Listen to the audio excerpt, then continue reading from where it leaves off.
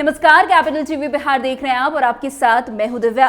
बिहार सरकार ने राज्य के 4,915 निजी स्कूलों की मान्यता रद्द करने का बड़ा निर्णय ले लिया है। ये निर्णय बिहार के शिक्षा क्षेत्र में एक महत्वपूर्ण बदलाव का प्रतीक है, जो निजी स्कूलों की गुणवत्ता, उनके संचालन के तरीके और उनके मानकों को लेकर उठ रहे सवालों का जवाब देता है। इस कदम के पीछे कई कारण और विचारशीलताएं हैं, जो राज्य की शिक्षा विभाग द्वारा उठाए गए इस फैसले को सही ठहराती है। वैसे आपको बता दें कि बिहार के 4,915 निजी स्कूलों की मान्यता रद्द कर दी जाएगी। इन स्कूलों पर शिक्षा मंत्रालय ने कार्रवाई का आदेश दे दिया है। साथ ही राज्य शिक्षा विभाग को कार्रवाई पूरी करने के बाद रिपोर्ट सौंपने तक को कह दिया है। इसके तहत इन स्कूलों का यूडाइस कोड भी रद्द किया जाएगा। दरअसल ये स्कूल आरटीई के नियमों पर खड़े नहीं उतरे हैं। यूडाइस प्लस 2023-24 की रिपोर्ट में इन स्कूलों की पहचान हुई है। आरटीई लागू होने के समय इन स्कूलों को यूडाइस प्लस पर पंजीकृत होने की अनुमति मिली थी। उन्हें 3 साल के अंदर नियमों का पालन करने का निर्देश दिया गया था, लेकिन इन स्कूलों ने नियमों का पालन नहीं किया, न ही इनका यूडाइस कोड रद्द किया गया है।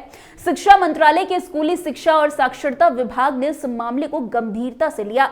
सचिव संजय कुमार ने राज्य शिक्षा विभाग को पत्र लिखा है। उन्होंने आरटीई का उल्लंघन करने वाले स्कूलों पर कार्रवाई करने को कहा है। ये स्कूल यूडाइस प्लस पर पंजीकृत है, यानी कि नॉमिनेटेड है, लेकिन नियमों का पालन नहीं कर रहा है। पत्र में लिखा गया है कि शिक्षा विभाग जल्द से जल्द इस मामले में हस्तक्षेप करे। मंत्रालय ने राज्यों को 31 मार्च 2025 तक कार्रवाई रिपोर्ट देने को कह दिया है। वैसे आप ये सोच रहे होंगे कि यूडाइस होता क्या है। यूडाइस एक ऐसा कोड है जिसमें हर स्कूल की पहचान होती है।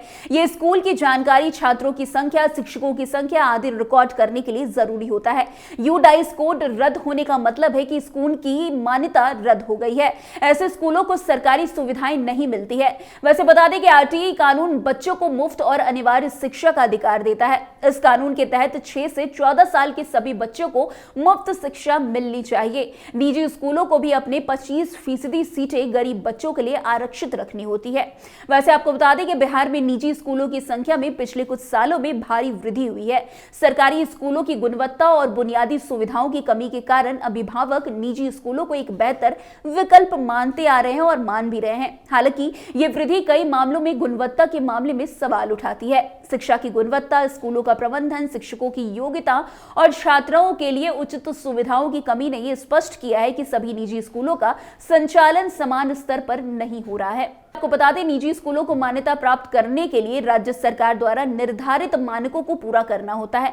मान्यता प्राप्त स्कूलों को शिक्षा का एक निर्धारित स्तर बनाए रखने के लिए दबाव डालना और सरकारी योजनाओं से लाभ प्राप्त करना संभव होता है। जब मान्यता प्राप्त नहीं होती है तो यह शिक्षा की गुणवत्ता को प्रभावित कर सकता है और छात्रों को बेहतरीन शिक्षा का अवसर नहीं मिल पाता।